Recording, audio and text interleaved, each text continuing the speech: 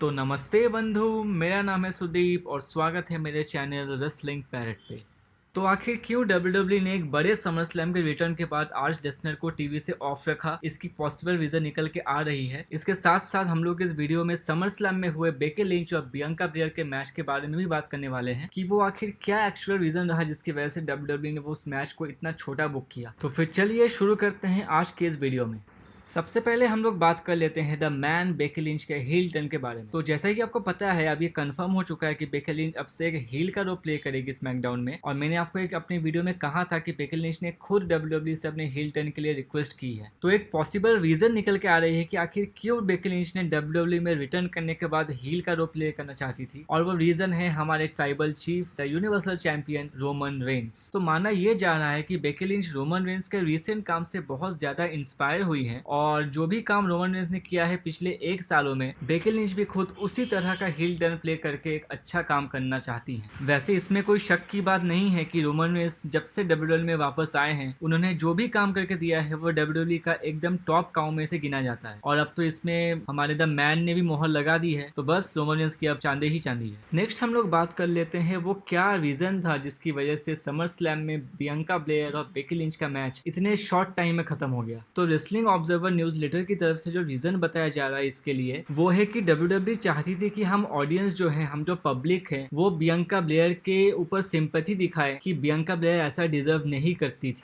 लेकिन उसकी जगह पे क्या हुआ, ऑडियंस ने ये मान लिया कि बियंका ब्लेयर को डब्ल्यूडब्ल्यू ने बरी कर दिया है बेकी लिंच के रिटर्न के बाद। तो इससे यही हुआ कि डब्ल्यूडब्ल्यू का अपना ही चला हुआ चाल उस पे ही भारी पड़ गया, क्योंकि वो लोग शायद ऐसा चाहते थे कि जितना बियंका ब्लेयर के ऊपर हम लोग सिंपैथी दिखाएंगे, बेकी लिंच को उतना ही तगड़ा हील का रिस्पॉन्स भी मिलेगा। ये जो तरकीब है वो कुछ हद तक काम तो आई है, लेकिन जैसे कि आपको पता है कि बेकी लिंच अभी हॉट टॉपिक है पूरे रेसलिंग वर्ल्ड में, वो एक बहुत बड़ी सुपरस्टार बन चुकी है। जितनी जल्दी उसको सब फैन से हेट करवाना उतना आसान नहीं रहेगा। नेक्स्ट हम लोग बात कर लेते हैं एनएक्सटी के बारे में। तो जैसा कि मैंने आपको बताया था कि एनएक्सटी का जो है पूरा थीम, लाइटिंग, उसकी जो पूरी लुक है, वो सब चेंज होने वाली है आने वाले कुछ हफ्तों के अंदर। तो ऐसा लगता है कि डब्ल्यूडब्ल्यू ने उसकी तैयारी ऑलरेडी शुरू कर दी है और कुछ हद तक काम खत्म भी कर दिए हैं, क्योंकि डब्ल्यूडब्ल्यू ने रिसेंटली ये अपना एनएक्सटी का अपकमिंग लोगो रिवील किया है, जो आप अभी देख सकते हो अपनी स्क्रीन के अंदर। तो ये देख के तो ऐसा ही लग रहा है कि डब्ल्यूडब्ल्यू की जो पहले लोगो थी सिर्फ ब्लैक और गोल्ड कलर की थी, लेकिन इसके अंदर डब्ल्यूडब्ल्यू ने बहुत सारे कलर को ऐड करे कुछ रेनबो टाइप फीलिंग लाने की कोशिश की है। मुझे तो ये ठीक ठाक लग रही है। आपको ये लोगो कैसे लग रही है मुझे कमेंट करके आप जरूर बताना। अब हम लोग चलते हैं हमारी अगली स्टोरी की तरफ। तो डेव मेल्जर की तरफ से ये रिपोर्ट आ रही है कि जो फॉक्स नेटवर्क है, आप जानते हो जहाँ पे स्मैकडाउन आती है, तो फॉक्स के कुछ अंदर के लोग इस बात से खुश नहीं है कि डब्ल्यूडब्ल्यू ने क्यों सीएम पंक को एक बड़ा ऑफर नहीं दिया है और क्यों उसे दूसरे प्रमोशन में जाने दिया। और यही वो एक्चुअल रीजन है जिसकी वजह से डब्ल्यूडब्ल्यू को तुरंत ही बेकी लिंच और ब्रॉक लेसनर का रिटर्न एक साथ करवाना पड़ा। डेव मेल्जर ने तो ये भी बताया कि बेकी लिंच का रिटर्न आज नहीं तो कल होना ही था, बट क्योंकि साशा बैंक्स अपीयर नहीं हो पाई समर स्लैम के लिए, इसी का रीजन है कि बेकी लिंच को डायरेक्ट टाइटल पिक्चर में डाला गया। और दूसरी तरफ अगर ब्रॉक लेसनर की बात करें तो उनको अभी बुलाने का कोई भी प्लान नहीं। मैंने आपको अपनी एक पिछली वीडियो में बताया था कि वो शेड्यूल था रेसलमेनिया 38 या फिर 39 के लिए, अगर रॉक अपीयर नहीं हो पाता है रोमन रेंस के अगेंस्ट में। और क्योंकि लेसनर को एकदम तुरंत बुलाया गया, इसकी वजह से लेसनर को बहुत अच्छी डील भी मिली है। इससे पहले लेसनर और डब्ल्यूडब्ल्यू के बीच में कोई भी डील साइन नहीं हुए थे ड्यू टू क्रिएटिव डिफरेंसेस। चलो फिर जो भी हुआ है हमारे लिए तो अच्छा ही है, क्योंकि हमें लेसनर और रोमन की फ्यूड थोड़ी जल्दी देखने को मिल जाएगी। अब देखना यह है कि फ्यूचर में जाके रोमन और रॉक का मैच एक्चुअली कभी होता है या वो एक सिर्फ ड्रीम मैच ही बनकर रह जाता है। अब हम लोग बात करते हैं हमारे final story of the day के बारे में, जो कि जुड़ी हुई है फिन बैलर, रोमन रेंस और ब्रॉक लेसनर से। तो पीडब्ल्यू इनसाइडर के माइक जॉनसन के हिसाब से डब्ल्यूडब्ल्यू फिलहाल रोमन रेंस और फिन बैलर की फ्यूड को आगे लेकर जाने वाली है, और यही वो रीजन है कि डब्ल्यूडब्ल्यू ने लास्ट मिनट पे लेसनर को शो से पुल आउट कर लिया। अब क्योंकि डब्ल्यूडब्ल्यू अभी के लिए फिन बैलर और रोमन रेंस की स्टोरी आगे लेके जाना चाहती है, तो इसका कोई मतलब नहीं बनता कि शो में लेसनर भी अपीयर हो। और अगर आप मेरे चैनल को फॉलो कर रहे हैं तो मैंने आपसे कल एक वीडियो में बताया था कि हो सकता है लेसनर और रोमन का फ्यूड और match crown jewel pay per view के लिए बुक हो। और क्योंकि क्राउन ज्वेल को होने में अभी भी बहुत टाइम बाकी है, इसलिए डब्ल्यूडब्ल्यू इस बीच में रोमन को एक मिनी फ्यूड देना चाहती है। और जैसे आपको याद भी होगा कि समर स्लैम से पहले रोमन और फिन बैलर की फ्यूड पेंडिंग थी, जो कि सीना वर्सेस रेंस की मेगा मैच के लिए पोस्टपोन हो गई, तो इस बात का एक अच्छा सेंस भी बनता है। अब देखना तो यह है कि क्या नेक्स्ट वीक यूनिवर्सल चैंपियनशिप का मैच एक क्लीन फिनिश में एंड होता है या बैलर और रेंस की कहानी कुछ और हफ्तों तक आगे बढ़ती है। तो आज की ये वीडियो यहीं तक की थी।